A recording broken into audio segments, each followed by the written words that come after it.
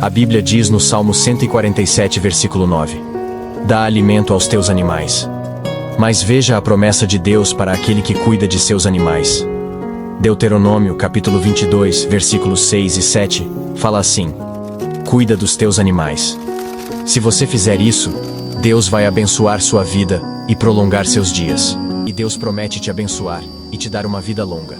Você e sua família, compartilhem esse vídeo.